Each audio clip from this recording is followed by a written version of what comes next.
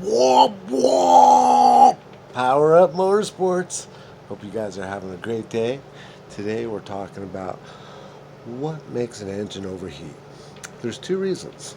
Either you have no water in the system because it's leaked out, water pump leaking, hose broken, or you've have a blockage. The blockage is normally your thermostat. When a car sits for a long time, it starts to rust and corrode, and it'll lock that thing shut. You could tap it with a hammer, possibly get it to pop open, but I wouldn't trust it. I would just replace that thermostat.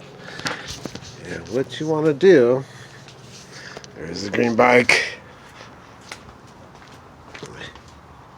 Here we have the Pontiac Firebird 1976 thermostat housing here.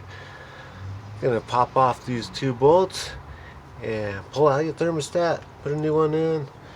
I usually clean it with the razor blade, make sure the surface is flat and smooth, get all the old gasket off, and I put a little thin layer of RTV silicone, the gray, on either side of the metal, and then lightly torque it, and then I let it set up for a while, and we'll torque it down a little bit more.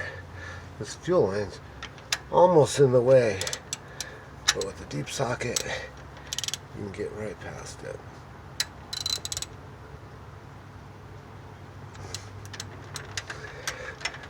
So that's about it.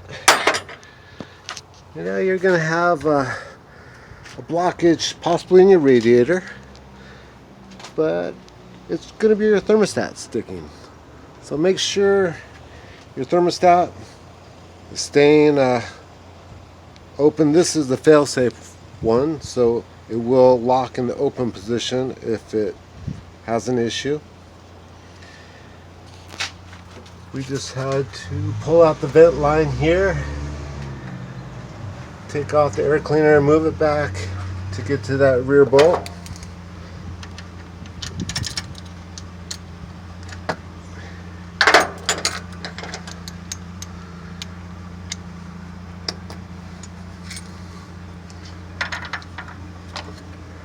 Watch those vacuum lines. We just passed smog, and this happened on the way back from getting the smog check. This is California legal, and that's about it. We'll put it back together and we'll fire it up. Guys, have a great day. We'll see you real soon. Thanks for watching. Hope this helps out.